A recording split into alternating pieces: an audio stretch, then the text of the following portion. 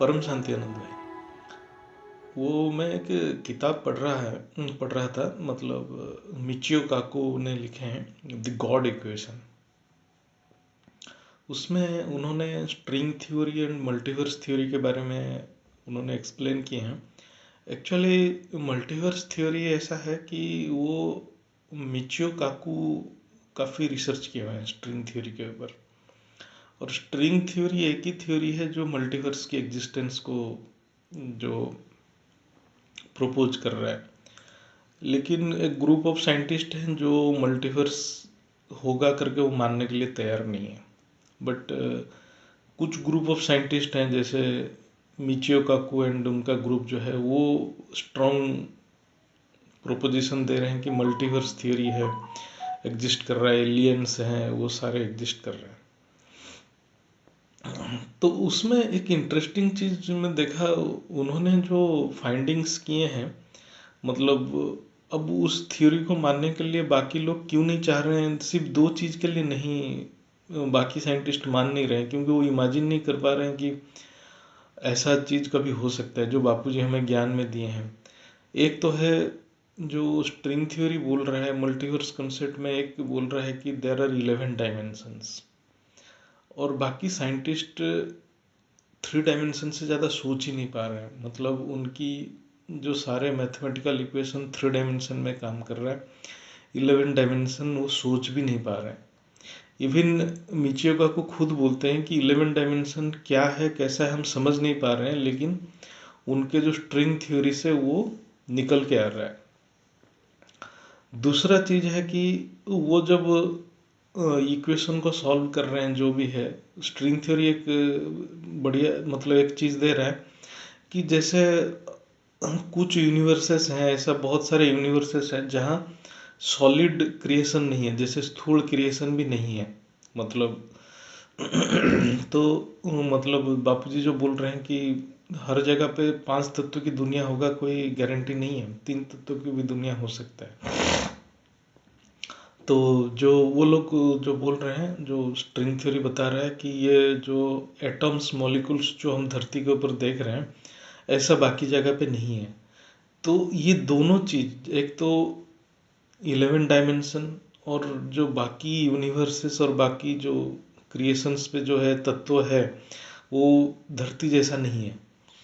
तो ये दोनों चीज़ को साइंस बिलीव नहीं कर पा रहा है, साइंटिस्ट बिलीव नहीं कर पा रहा है। इसीलिए स्ट्रिंग थ्योरी को प्रूफ ढूंढ रहे हैं, जो स्ट्रिंग थ्योरी को प्रूफ कैसे करें, जो क्योंकि वो तो धरती के ऊपर ये चीज़ को देख नहीं पा रहे हैं। तो इसीलिए जो मतलब मेरे हिसाब से जो बापूजी जो बताए हैं वो तो अल्टीमेट है ही, लेकिन साइंस भी उस चीज़ को धीरे धीरे बिलीव करेगा, क्योंकि उनको प्रूफ नहीं मिल रहा है। लेकिन ये जो नया टेलीस्कोप आ गया, जेम्स वेब टेलीस्कोप आ गया, और अभी उन्होंने डार्क पार्टिकल को ढूंढने के लिए बहुत सारे बड़े बड़े सब जो क्या कोलाइडर बना रहे हैं जैसे वो जेनीवा में बन रहा है लार्ज हैड्रॉन कोलाइडर, जैसे और भी बहुत बड़े बड़े कोलाइडर बन रहे हैं जस्ट वो डिटेक्ट करने के लिए। इसका मतलब वो साइंस भी उस चीज़ को ढूंढ रहा है जो बापूजी ने ऑलरेडी बता चुके हैं, और जो उसी चीज़ को वो धीरे धीरे मेरे को लग रहा है कि उनको भी मिलेगा। ऐसा नहीं है कि जानेंगे, और जैसे बापूजी बोलते हैं ना, बाद में सारे साइंटिस्ट झुकेंगे, मतलब जब जान लेंगे कि ये चीज़ है तब वो झुक जाएंगे, क्योंकि अभी वो बिलीव नहीं कर पा रहे। उसमें एक मतलब जो मेरे को सबसे बढ़िया लगा जो स्ट्रिंग थ्योरी उन्होंने जो इक्वेशन जो उभर के आ रहे हैं, वो इक्वेशन ऐसे बोल रहे हैं कि जो एटम्स मॉलिक्यूल्स हम धरती के ऊपर देख रहे हैं वो डिसइंटीग्रेट हो रहा है, मतलब वो उसका एग्जिस्टेंस खत्म हो रहा है। और कुछ जो क्रिएशन है वहाँ मतलब फ्लोटिंग क्रिएशन है, मतलब जो है गैसियस टाइप का है, फ्लूइड टाइप का है, वो क्रिएशन सॉलिड नहीं है। तो ये भी हो सकता है कि वो लोग परम तत्व को जान नहीं पा रहे हैं, क्योंकि परम तत्व की क्रिएशन तो वो तो निराकारी क्रिएशन रहता है, आकारी क्रिएशन रहता है।